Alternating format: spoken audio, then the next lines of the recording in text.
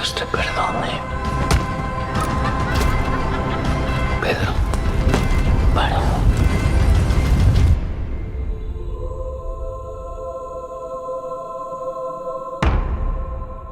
So I just came from watching Pedro Paramo.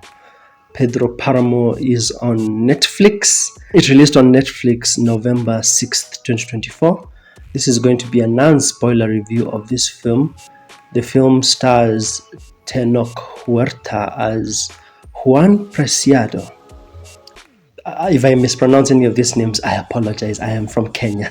Tenoch Huerta, I know him from the Black Panther Wakanda Forever film, Black Panther 2. So I was very interested in checking out this film just because he's the lead actor. This film, it is adapted from a book. So I'm making this review for anyone who has never read the book and maybe is not familiar with just the whole story of Pedro. This movie totally works better if you've read the book, and I'll explain why. The people who are making this movie, they're adapting the movie from book to film, but the way they are adapting it is like a book. That's the issue. They're not adapting it like a movie, they're adapting it like a book. So those people who've read the novel, they're going to have a much easier time following this film. This film is 2 hours long, and my God, it is long. Ooh. Simple story of Pedro Paramo is that a man searches for his father. His father is called Pedro Paramo, in a town doomed by violence and the fury of a frustrated love. So the story begins with Juan Preciado, played by Tenoch Huerta, as the main character. Now, just the opening scene itself had issues. This is going to be a non-spoiler review, but I'm going to have to mention some details just to explain my points. For example, Juan Preciado, the main character, he's like in the middle of nowhere. And then he bumps into a man with a donkey. And then he asks the donkey man, hey, can you show me this town? I'm going to this town to look for my father, Pedro Paramo. And I promised my mom that before she dies that I'll go look for my dad. That's the way the movie begins. Then as they're talking, it turns out that this man with the donkey is also one of Pedro Paramo's sons. I don't know if it's the movie is trying to tell us that Pedro Paramo was very promiscuous and he had a lot of illegitimate children. I don't know if that's what the film is trying to say.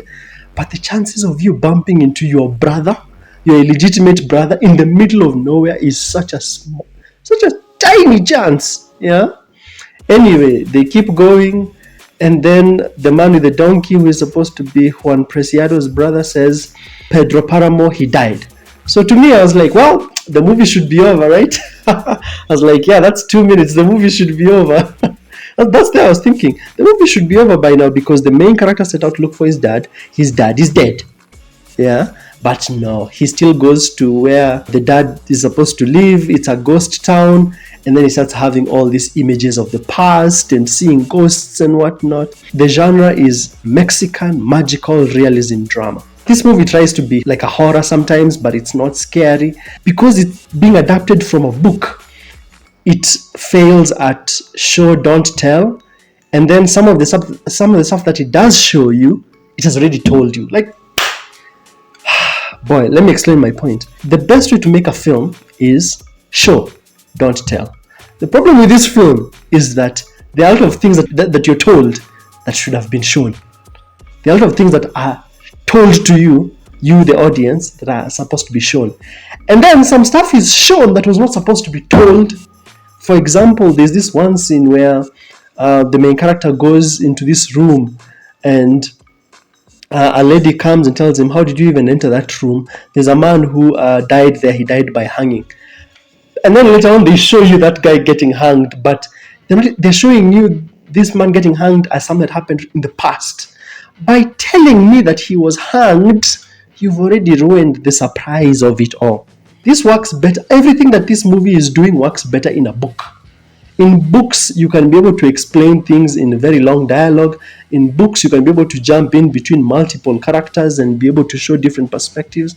In a book, you're able to explain something in terms of audio, in terms of written, in terms of dialogue, and then go back into the past and then show it. But in a film, it doesn't work the same way. in a film, it does not work the same way. This is like, as an adaptation, this is a very bad way to adapt something. I also didn't like the way they jump from character to character to character. As a person who has never heard of the Pedro Paramo story, this is my first time hearing of it. I didn't like the way 1 minute they'd be focusing on the main character, then the next minute they move into the past to show you Pedro, and then in that past they go further into the past to show you Pedro as a child. And then they start doing the story out of sequence, moving forward and backward and forward and backward. And then at some point they start following certain characters who you don't even care about. The pacing is very slow. This is 2 hours of a film that, hey, if you don't like slow films, you will not enjoy this one. And I personally, I did not enjoy this film simply because of the way the story is told. It's told like a novel, yet it's supposed to be a movie. If you've read the book, it will be easy to patch things up. But for first-time people like me, this is my first time encountering anything to do with Pedro, there were many times I lacked investment. I didn't care about the character we are following. I had no idea what was happening. Many times that happened. So out of 10, I give this movie a 4. A 4 out of 10. It's just not for me.